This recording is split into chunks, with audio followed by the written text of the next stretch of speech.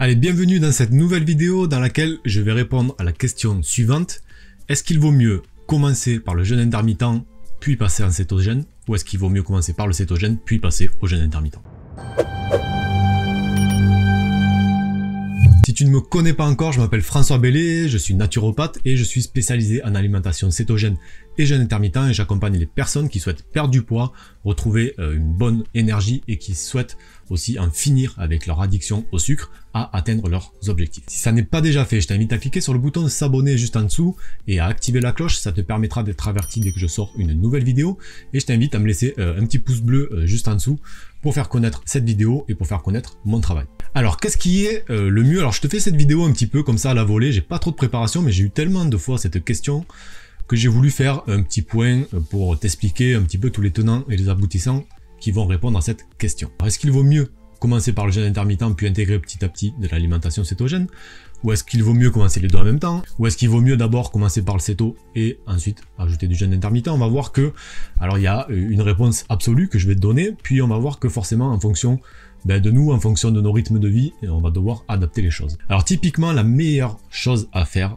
concrètement, c'est de commencer par l'alimentation cétogène pour ajouter ensuite du jeûne intermittent. Pourquoi je te dis ça? C'est très simple, c'est simplement que si tu commences par l'alimentation cétogène, tu vas apprendre à ton corps, d'une, à déstocker grandement le gras, mais surtout à l'utiliser, d'accord? Donc à utiliser ce gras comme source d'énergie primaire. Donc du coup, au moment où tu auras réappris à ton corps à faire ça, donc tu l'auras céto-adapté, si tu rajoutes du jeûne intermittent, au moment où en fait ton corps sera sans aliments, donc pendant ta période de jeûne, il saura à 100% utiliser le gras comme énergie primaire, et tu verras que si tu prends des mesures de glycémie, ta glycémie va rester tout le temps stable et très basse. Si par contre tu fais l'inverse, tu pratiques le jeûne intermittent puis tu intègres du céto, ou tu commences les deux en même temps, qu'est-ce qui va se passer? Le truc c'est que ton corps n'étant pas encore complètement capable d'utiliser le gras comme énergie primaire, il va y avoir des moments où ta glycémie va faire des petites montagnes russes. Pourquoi? Parce que ton corps, au bout d'un moment, il va se dire j'ai besoin d'énergie,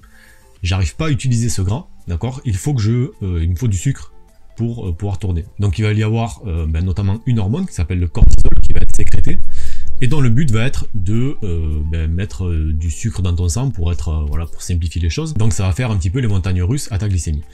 Et ça, le souci, si tant est que ça soit un souci, c'est pas très grave, mais c'est un petit souci quand on cherche la céto-adaptation, c'est que ça va ralentir un petit peu la céto-adaptation du fait que la glycémie va pas être ultra stable. Alors maintenant, si tu es dans le deuxième cas, que tu as commencé le céto et le jeûne intermittent en même temps, ou si tu as commencé le jeûne intermittent puis après la céto, est-ce que c'est un problème? Est-ce qu'il faut vraiment que tu fasses marche arrière, etc. J'ai envie de te dire, ça dépend. Tu peux très bien mettre un petit peu plus de temps à t'adapter à cause de ça, et encore c'est pas sûr à 100%, c'est pas toujours dans tous les cas pour tout le monde. Donc moi, ce que je te... si tu es dans ce cas-là, ce que je te conseille, c'est si tu te sens bien dans la pratique que tu as actuellement, même si tu n'as pas fait les choses dans l'ordre, continue comme ça. Ne te prends pas du tout la tête à te dire j'arrête mon jeûne intermittent pour repartir à zéro en céto 100%, sur 3 repas par jour, le temps de m'adapter pour après rajouter du jeûne intermittent. Vraiment, t'embête pas avec ça.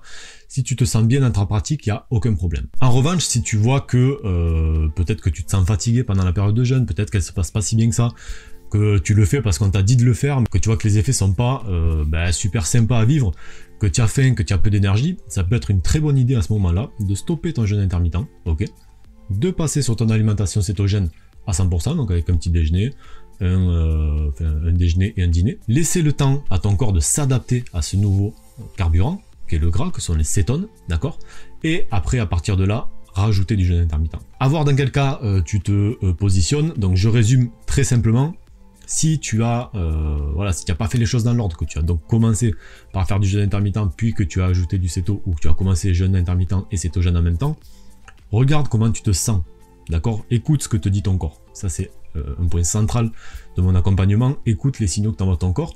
Si ton corps te renvoie des signaux de bien-être, continue comme ça et ne te prends pas la tête spécialement avec des petites hausses de glycémie qui certes sont un peu gênantes mais sont pas si graves que ça, ok?